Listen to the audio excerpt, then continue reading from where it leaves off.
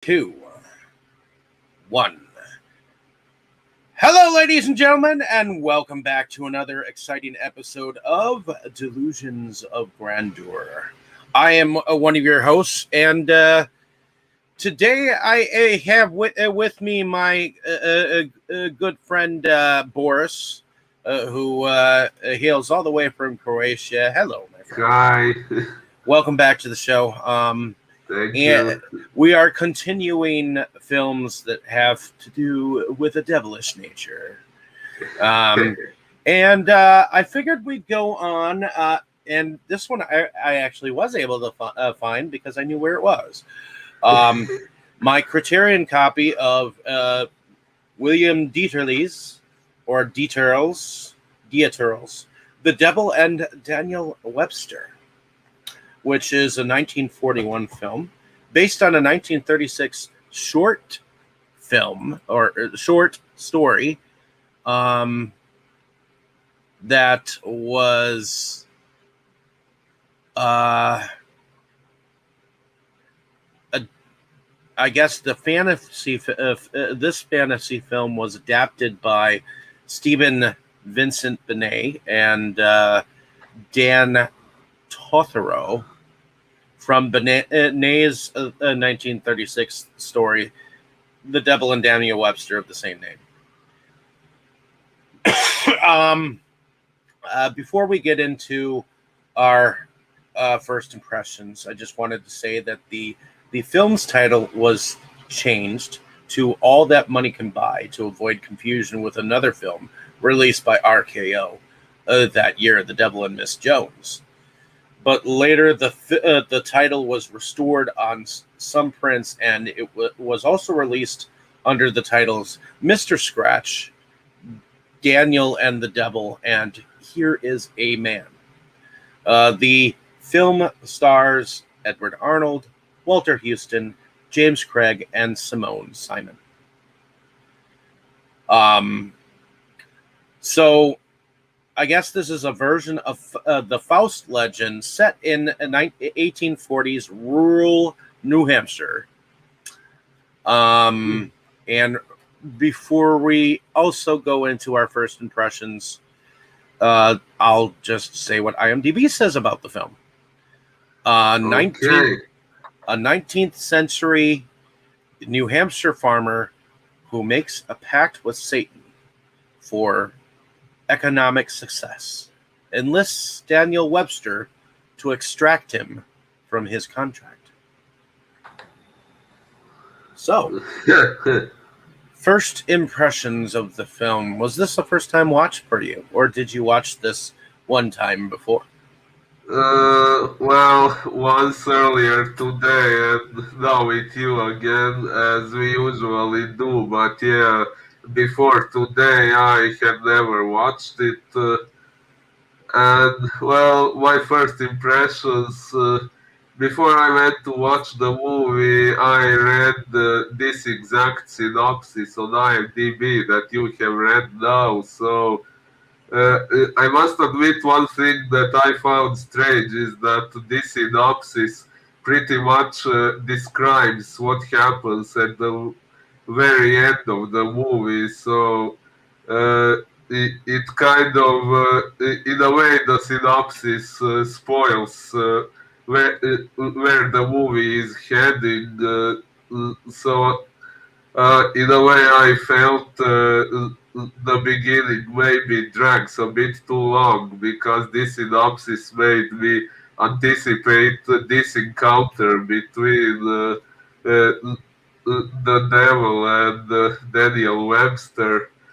But yeah, it was still pretty good. It had its interesting moments. There were some parts that were quite suspenseful. Some parts were rather humorous, and I enjoyed all that. Maybe there were some scenes I felt should be a bit shorter, but oh well, it's an old movie, so I shouldn't complain too much, right? older films were paced rather slowly at times. Yeah, that's what I'm saying. But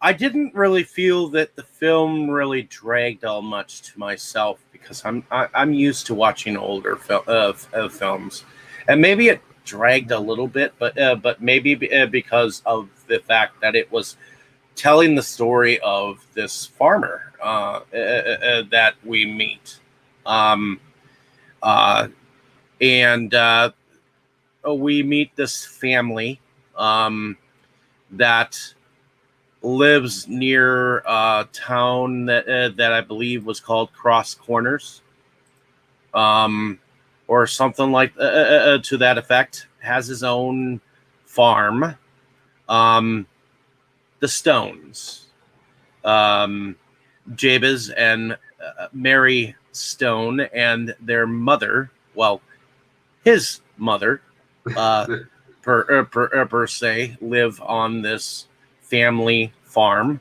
that apparently Jabez has inherited from his father, and they don't have any children, and they've fallen on hard times, and are in debt with a loan shark, um, with their mortgage, along with like other farmers that were nearby.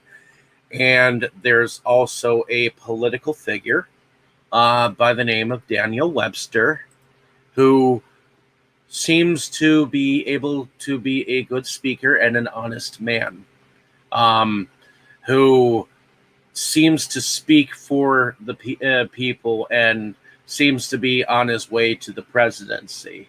And so there's that political background stuff going on. So you get this whole community where it seems like these farmers seem to rely on each other to pay each other back to get themselves out of their own troubles. But one man decides for a pile of riches, forget all that, and try to get rich on his own. But that being said, there was let's take a look at our. Was that the end of your first impression, by the way?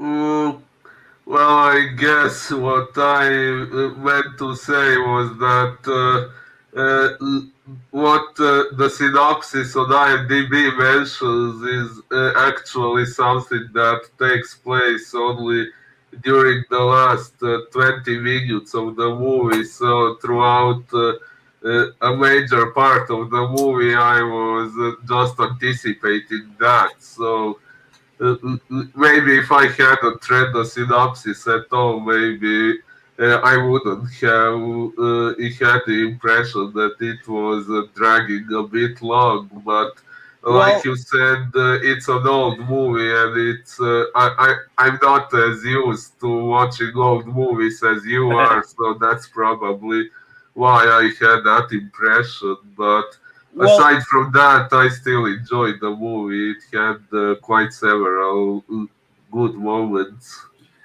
well. To be honest, when I picked this film up, I'd seen bits and pieces of it on television, and I know the synopsis of it.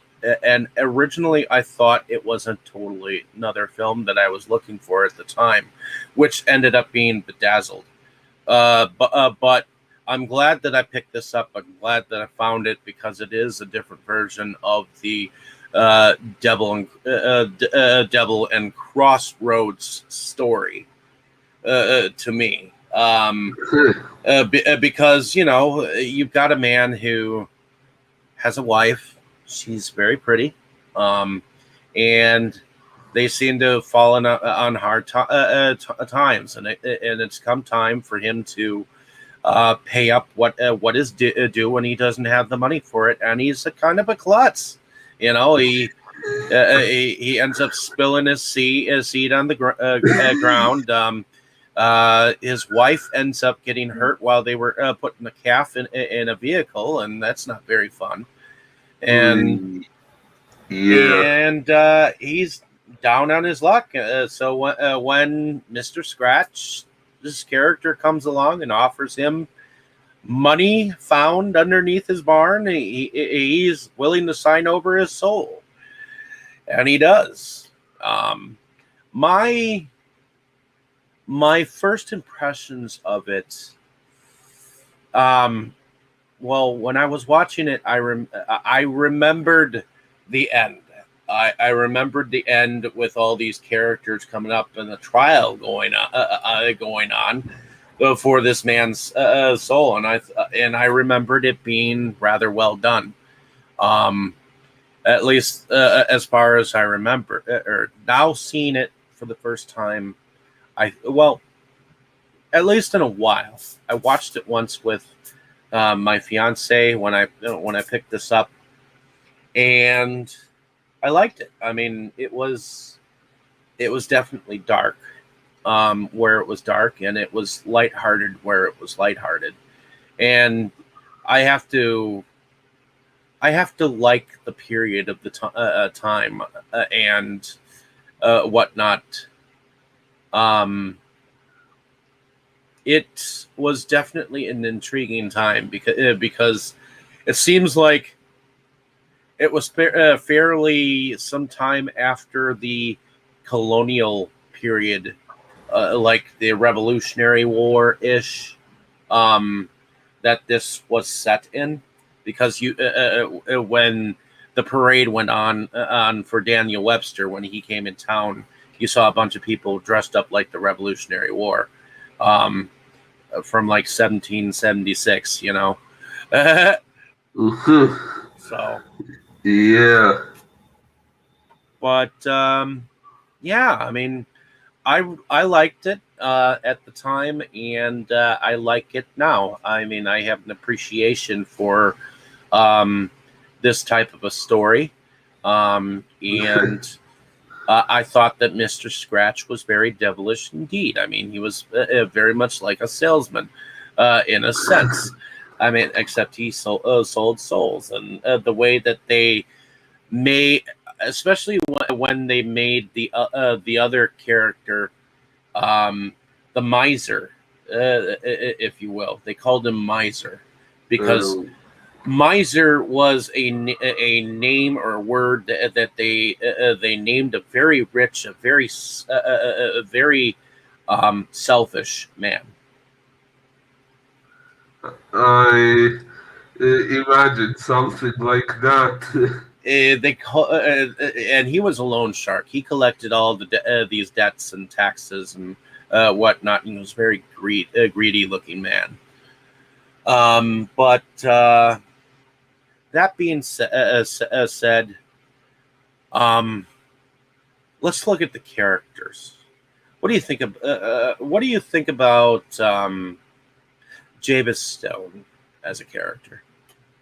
Well, I guess he is an average example of a person who was originally okay, but then got power corrupted, as it tends to happen to people who originally had pretty much nothing and then they suddenly had a lot. This story really shows how that can twist a person's mind, which is nowadays a fairly well known fact. uh, Although, yeah, I guess in this particular story, he didn't really get corrupt all by himself. There were other characters involved in that, but we will get into that later, probably. Well, Uh, yes, he basically was tricked into um, signing his soul away and I think that's what Daniel Webster realized later. I mean, he'd met him when he gave a very honest speech for him, um, before he was well on his way to becoming a dishonest man. You know, so yeah, um, well, and Daniel Webster became like the godfather or god or whatever of his son eventually. Yeah. Was very much a prominent man in this farmer's life. Um, and he ended up going to bat for him with the devil in the end. So, of course, we knew him as Mr. Scratch, but he has been known as many names. What did you think about the character of Mr. Scratch? Like you said, he was a pretty good portrayal of the devil in human form, although nowadays they would have probably chosen a younger and maybe more handsome man for that role, but still he had pretty much appropriate personality for a devil character with some sense of humor and his the usual cunning ways of the devil, manipulative tricks and so on. I guess the actor did a good job playing the role. Well, let's see. If I remember correctly, Jabez Stone was played by James Craig. Mary Stone was played by Anne Shirley. And Jane Darwell was played Moss Stone. Jabez, to me, very much reminded. I mean, he was very much a farmer. He said something to the fact that he was always going to be a farmer, and that is probably true. He was all in his mind. He had known nothing better. I mean, he had known farming all of his life. So of course, a man who knows his trade, um, he will always be. I mean, you can't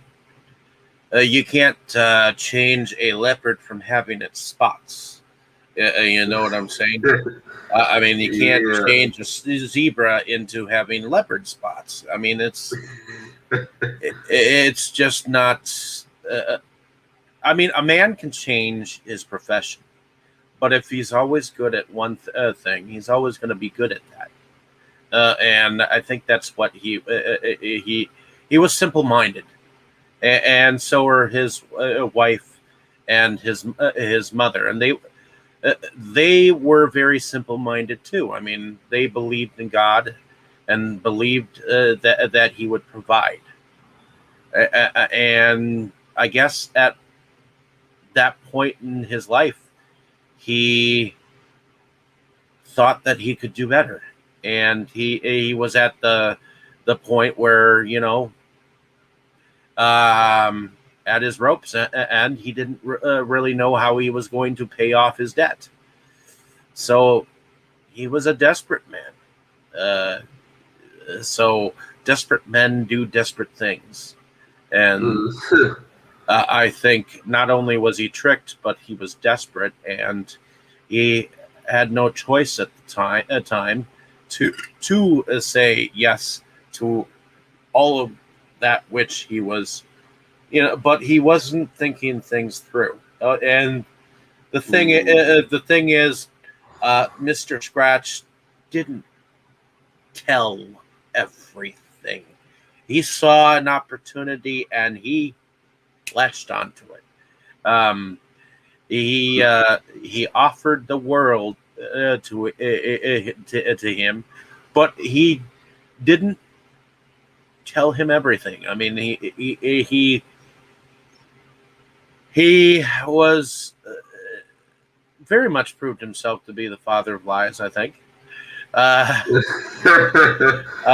because when you don't mention, my fiance always tells me, if you don't tell me something, that's the same as lying. Most of the time, it probably is, yeah. And there was a lot he didn't tell him, that went into the clause of everything.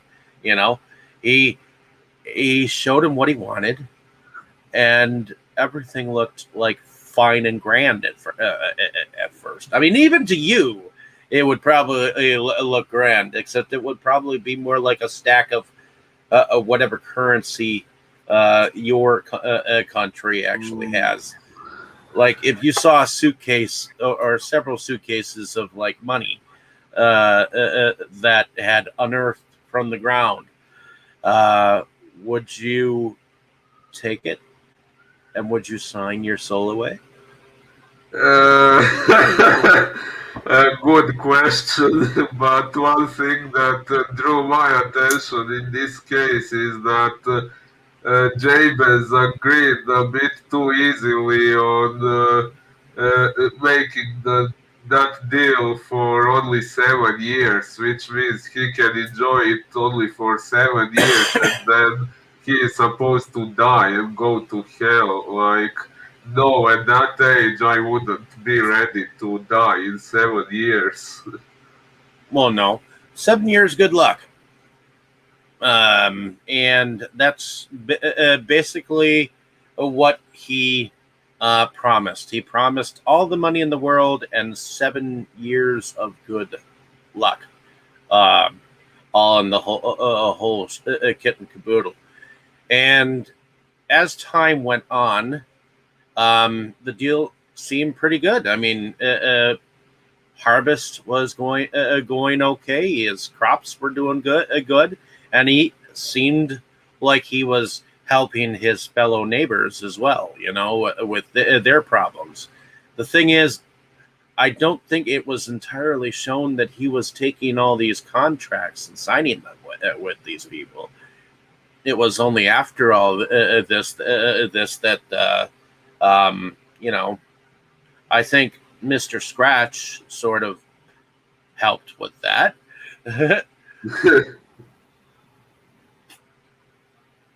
But then he also put temptation in. He, at the christening of his child, he sent a certain someone to to help look after his child and to tempt him away from his wife and whatnot. This was an added thing that I don't think was in the original contract. So in a way, in a sense, he was somewhat infringing on his agreement, sort of, because it wasn't in the contract to take away his wife from him.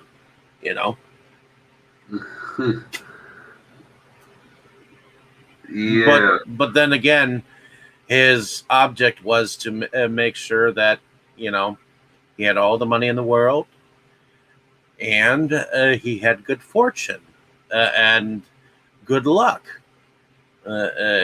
for 7 years. Do you think he had that? Well, for those 7 years, yeah, I guess he did have good luck and fortune, definitely. But yeah, as time went on, he was getting more and more concerned about his deadline coming closer and closer. I think it was more like the miser, the miser who eventually became his friend.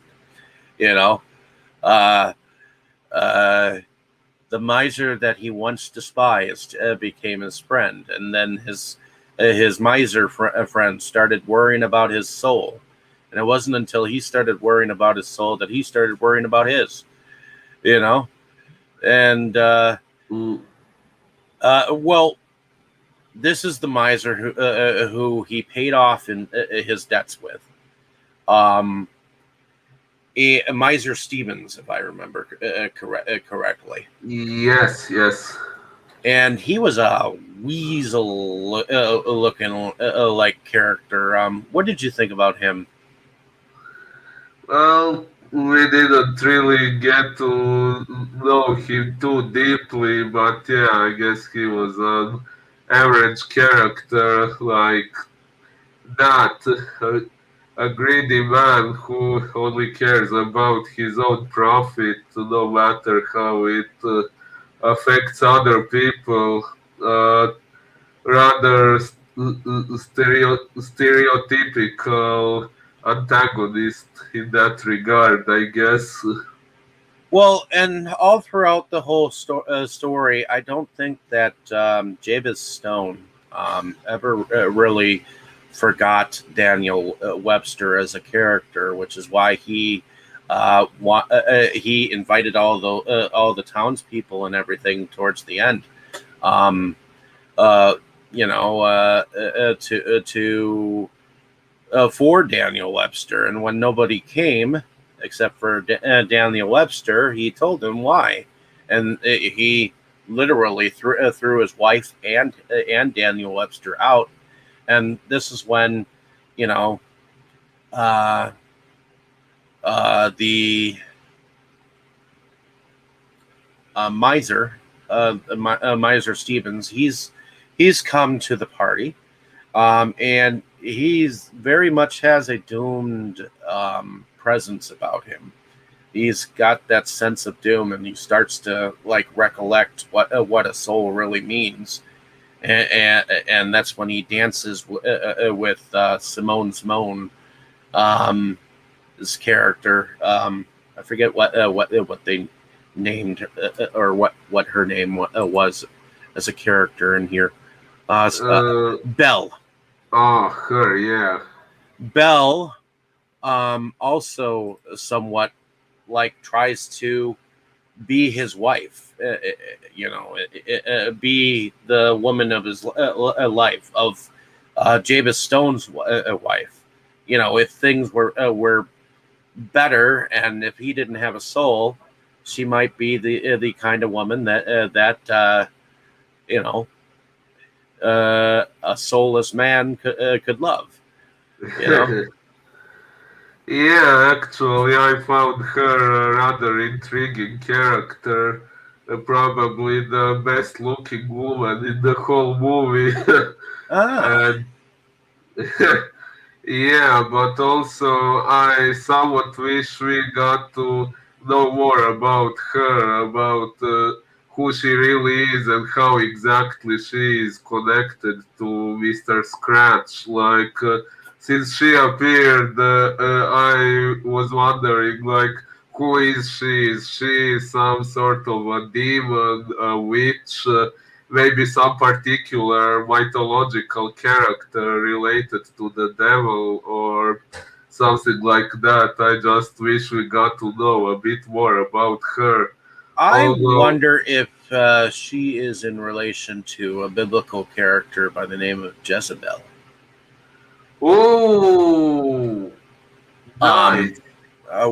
which is a female character that is supposed to seduce men in the Bible. You know. Oh, yes. Although I did read that part of the Bible, and Jezebel, although yeah, she was kind of an antagonist character. She was just a human character, and she was killed. So it couldn't really be her unless I don't know, she got magically resurrected or something. Definitely, she was Mm. very pretty, and the thing is, I do think that she wasn't in the original short story. So she was actually created for the film, um, from what I understand. Stand. Um, Yeah, and also her role, what she did in the story, also somewhat reminded me of Mrs. Baylock from The Omen. yes, very true. I mean, she obviously was a um, uh, what shall we call her? A servant of the devil, per se. Ye- Yeah, and she replaced the previous maid, and she was there to corrupt the child, and so on. Uh, yeah, So his son could very much be a little Damien. I thought so as well. Yeah, at one point when he was doing his slingshot thing, I think he was hitting some chickens or something like that with his slingshot, and at that point I thought maybe they should have named him Damien instead of Daniel. So ultimately, let's see. So what do we think about the people and the farmers that are surrounding him as a farmer, Javis Stone? Do you think that these folks are honest people? You mean his wife and mother, or do you mean those other people who visit him? Yeah, the other people who visited him. Do you think that these folks are seem like they're honest people? Well, uh, I guess I must say I didn't really notice much about their personalities. There were many of them at the same time, and I must admit I somewhat struggled to pick up on who is who, but they didn't seem to have two relevant roles in the story. Mm. Well, I believe in the very beginning, there were a couple of people from several neighboring farms, from several neighboring cities, maybe even states, because Jabez Stone, I believe he's from New Hampshire. Um, Yes. and there was someone from Vermont, and things of that nature. These people were all um, under the same um, mortgage payments of Stevens, the miser, and they were rallying together to help support Daniel Webster because of the new amendment that or law that he had proposed to Congress about helping them out of their dire straits. And I don't know too much about that aspect of the film, but I thought that it was vital to them at that point in time because, in a sense, I think it was offering these people a freedom from their financial woes so that they could, become independent people from this particular person. Um, and I think that was kind of something that was going in the background. What did you think about Daniel Webster as a person? Oh, well, one interesting thing I noticed is that he actually existed in real life, although in real life he probably wasn't fighting the devil or anything like that. But as far as his character in this story goes, for the most part, I liked him, but there was one thing that I didn't like about him, although I guess that was a common thing at the time when the movie was made.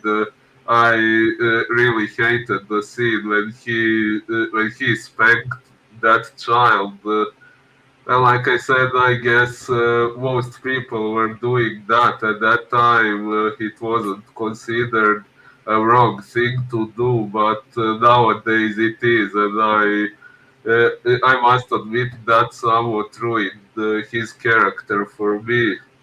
Well, yeah. Well, discipline.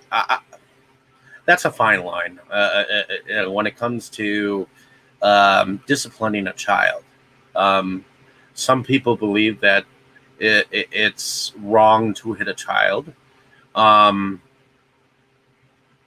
me, myself, it's a fine line. I mean, it depends. Um, I do believe that some children these days wouldn't would do with a good beating every once in a while. Um, uh, I'm not saying to like beat them so far as to put them in the hospital. No, uh, I think that children are disobedient, and a lot of kids nowadays there's no stopping them, the trouble that they get into, and then they grow up to be serial killers, and then you wonder where the parenting is. I mean, good parenting comes with a good swift kick in the ass, to me. I mean, I do believe in the object of spanking, but to a certain extent.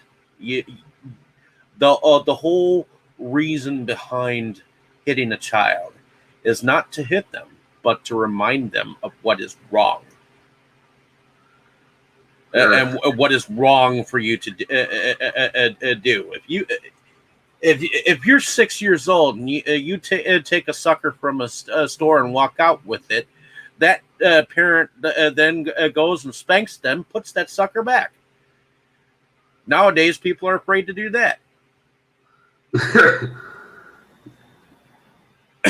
So, well, I will admit I don't have children, so maybe I'm not the best person to talk about that, but I would always rather try some less violent methods than inflicting any sort of pain. well, I would try too, but if worse comes to worse, sometimes a good spanking isn't a bad thing. That's all I'm saying. Uh, uh, uh, it's not necessarily abuse when it's for the good, for teaching them what's right and wrong. And oftentimes it's more like if you take their hand and slap it, and say, "Hey, that's wrong. Don't do it again." And I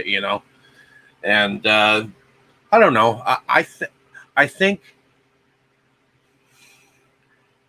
my father abused me when I was a kid. He would come home and he would lay his fists on me when I was younger. That's not the way to do things. I think that if you turn and put them on your knee and spank them a couple of times, it's not going to hurt them.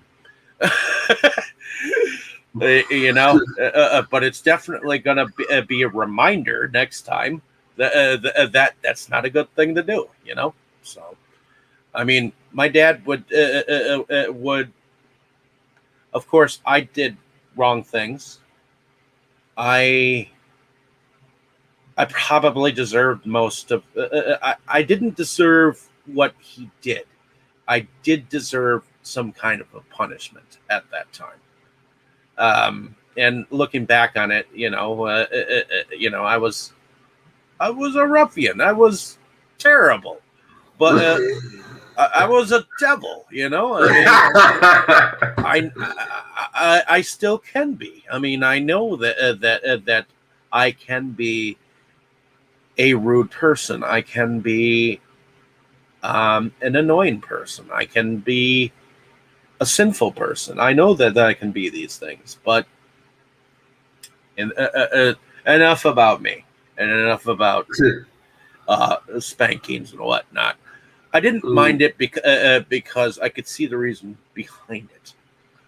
Well, okay, I will admit I didn't like what that kid in the movie was doing. I mean, he was hurting animals, which is another thing I hate when someone is cruel to animals. I really have a problem with that. So I will agree that something did need to be done to stop him from doing that. But yeah, I guess nowadays people should know some better ways to teach him not to do something like that. Well, they can try, but if he does it again, what do you do? Uh, I don't know. I've never been in that situation myself. I will admit that much. If you go and be stern with the child and be like, "Don't you ever do that again," and then they do it again, what do you do? I mean, do you chastise again them again, or are you just going to let them continue to do it? I mean, if you don't like teach them manners or teach them discipline, how are they going to know when not to do something? That's the thing. Uh, Well, in all honesty, if I really was in such a situation and had to make such a decision, I would probably speak to some psychologist or something and ask for advice. Honestly, that's what I would do. well, so would I. So would I if I needed that advice. But if it can be taken care of at home, I would rather instead of involving someone in the situation when it's not needed, and the relationship can be built between myself and my child if I had it. That's if I had a child, but that's neither here nor there. So, and in any case, moving on. So we have Daniel Webster, who ends up being the man after Jabez Stone, after he, and I love his wife in here. I mean, she stands by him and is very loyal to him, and she says to her mom, "Well, I remember the man that I loved, and I know this is not the man that I loved, but I married him, and I'm going to stand by him no matter what." You know, she really has done no wrong throughout this whole thing. I mean, she's just kind of gone along with it, and he realizes that he was wrong to send her out and whatnot, and he ends up telling Daniel Webster about the devil and his deal, um, and Daniel Webster meets with Mr. Scratch, and he basically says, "Okay."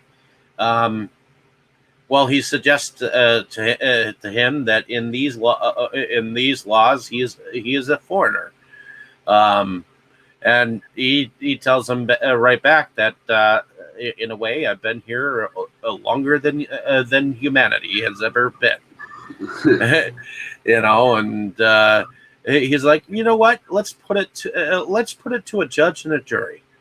And he's like, okay. And I mean, look at all the people that he brought on as the jury. I mean, it included historical figures like Benedict Arnold and Stead Bonnet, and John Hathorne, who was one of the magistrates of the Salem witch trials, and so on and so forth. I mean, this was the as Daniel Webster put it, a jury of the damned.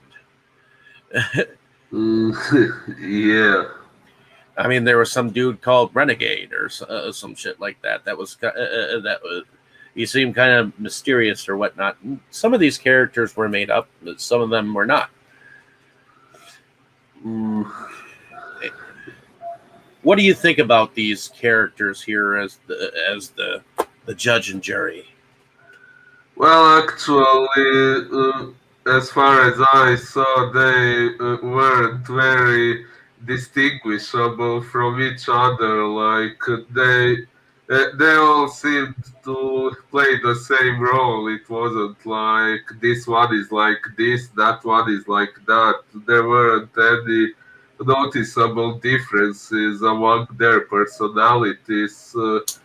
It was like they were all one character in the story with many faces, if you see what I'm trying to say.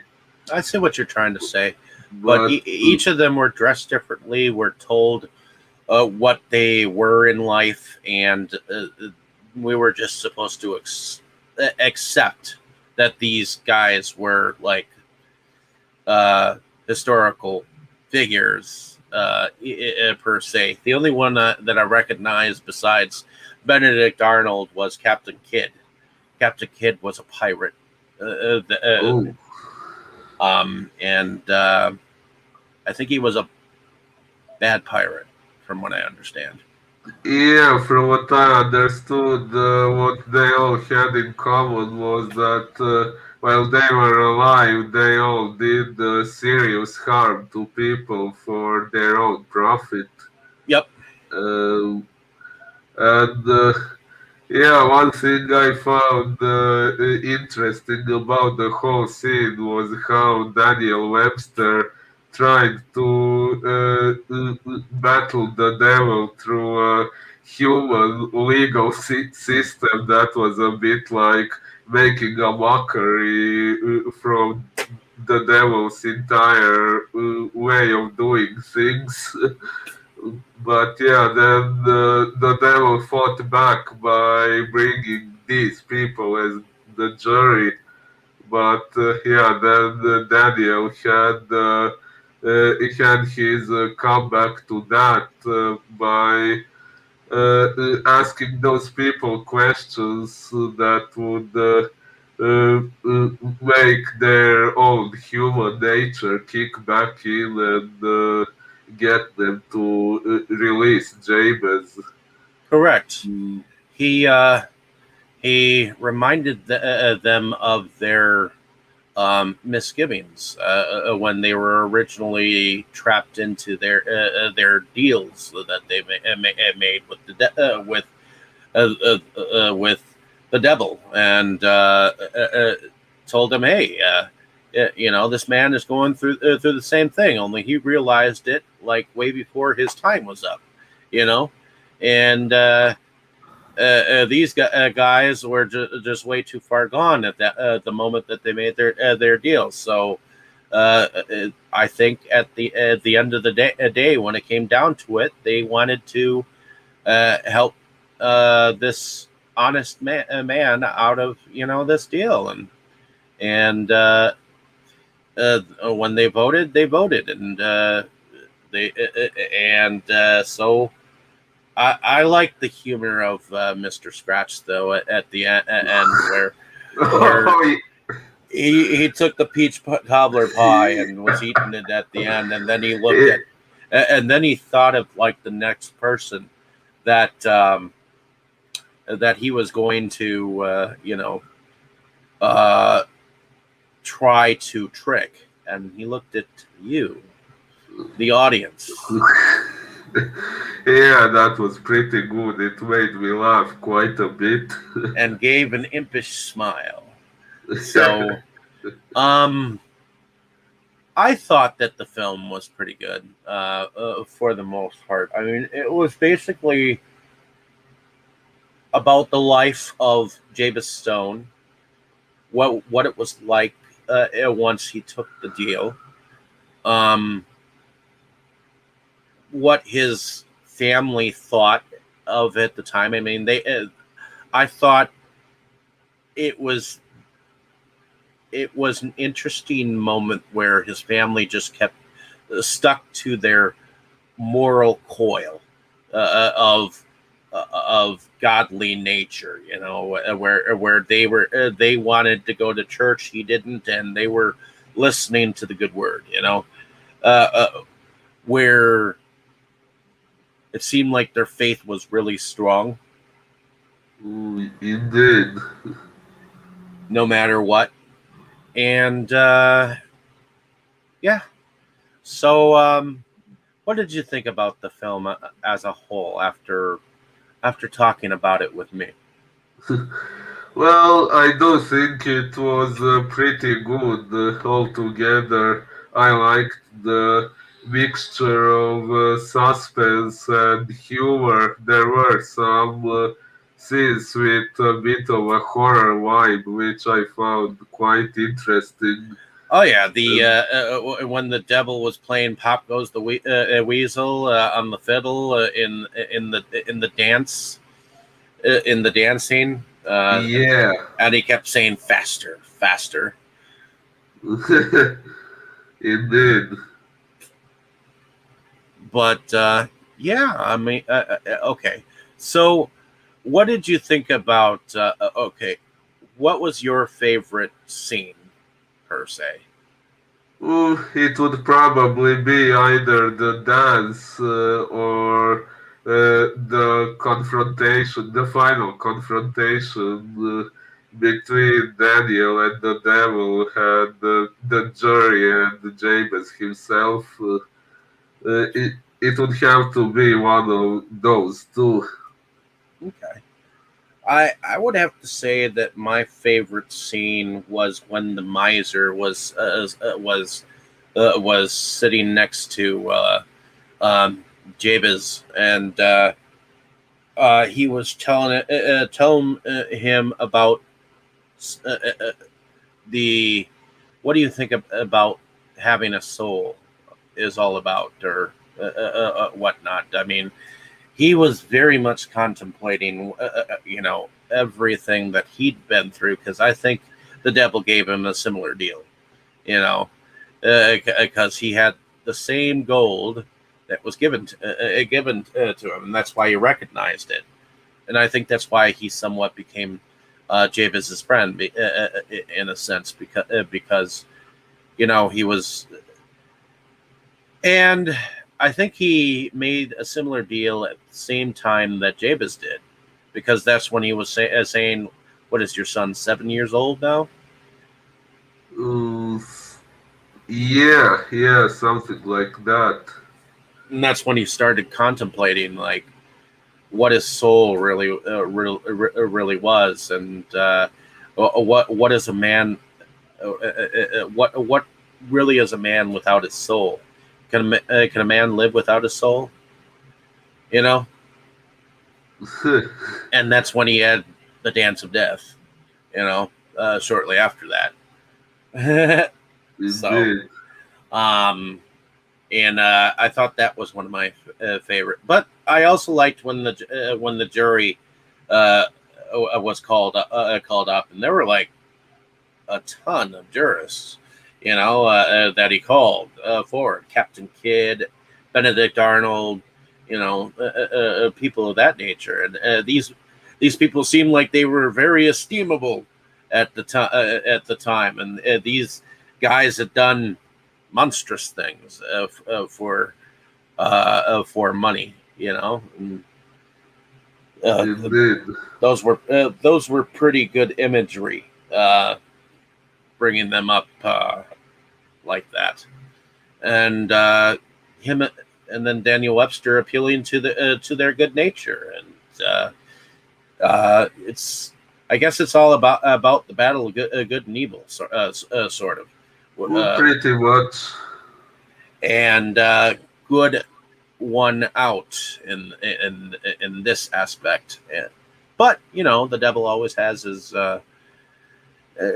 other avenues.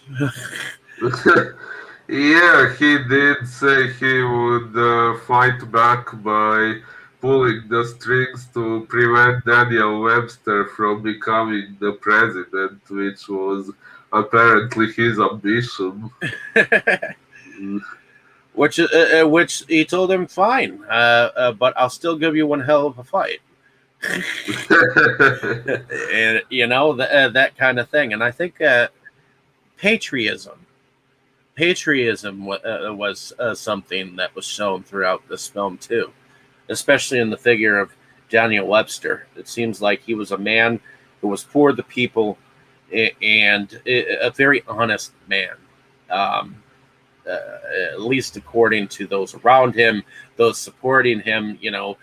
There goes Daniel Webster, the best man in town. You know, even the kid who was sitting in the barn was like, hey, it's Daniel Webster. You know, so Indeed, I guess he. obviously he was a popular character. Yeah, if the way they portrayed him in this story is accurate to how he was in real life, then yeah, I guess he was one of those rare politicians who really were doing their job with the intention to help people, which is nowadays a very rare thing. Most of them just work for their own profit, essentially. Yep, and the music was done by Bernard Herrmann. I'm just seeing what else he's done. Bernard Herrmann also did the was part of the music behind Citizen Kane, The Day the Earth Stood Still, Vertigo, Taxi Driver. These are some phenomenal films that he was. He was a conductor on Beneath the 12-Mile Reef. The Egyptian, he was a conductor.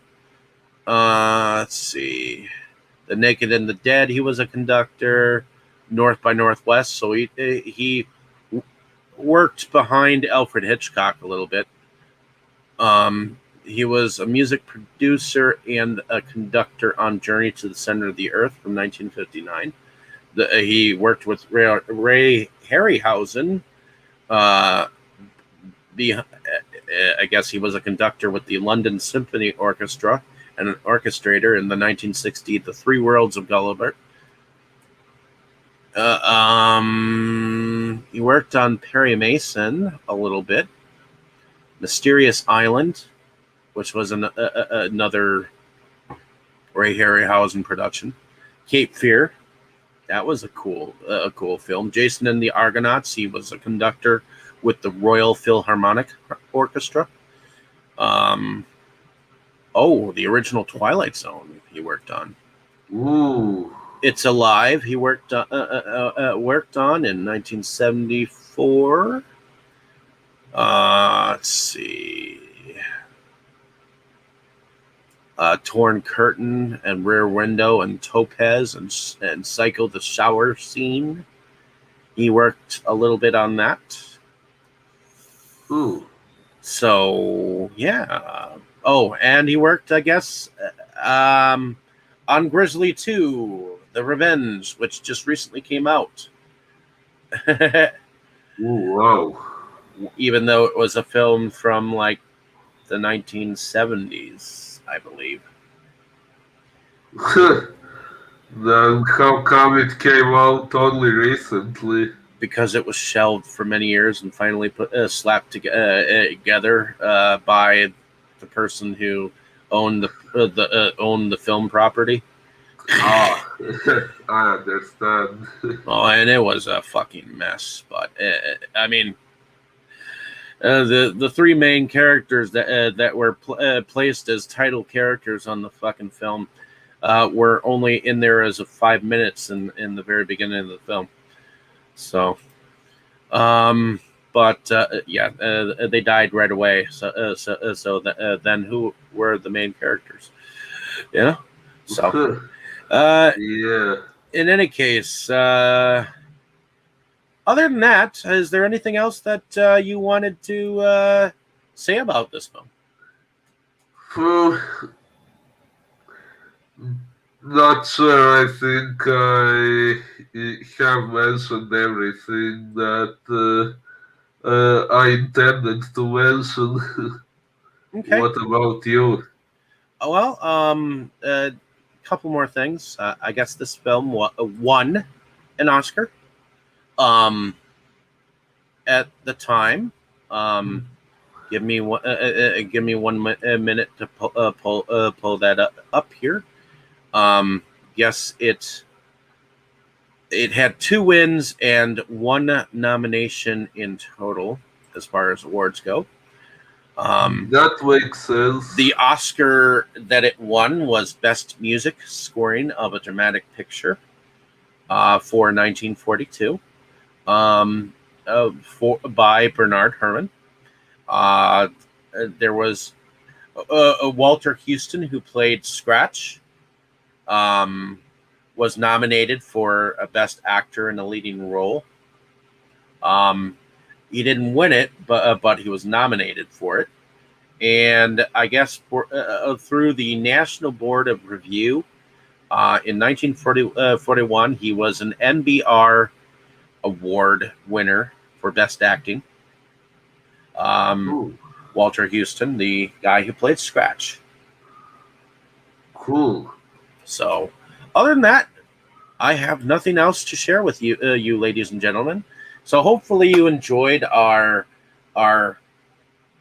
discussion on this film, and hopefully, you give it a watch, because it definitely does have its likes and dislikes about it. I mean, I don't think the slowness to me gives it any kind of negativity. It's just it was just the way it was made, and I know that some people get bored with older films. I just like the story and the people involved in it, and Yeah, I like the story too. And like I said, if I hadn't read that synopsis on IMDb, maybe I wouldn't even have had that much of an impression that it was slow. well, you were expecting to get the main story like right away. You had to get to know the people first in order to get down to the devil and his details. Yeah. In any case, thank you for listening. Have a great day, evening, and morning, wherever you are. Next week, same time, same channel, we will be discussing the Omen 3. Ooh, nice. So, thank you for listening. Have a great day, evening, morning, wherever you are, and enjoy. Hopefully, Yeah, thank you all. hopefully you had as much fun as we did. Definitely. And don't make any deals with the devil that we haven't already dealt. Oh yeah, that much is true.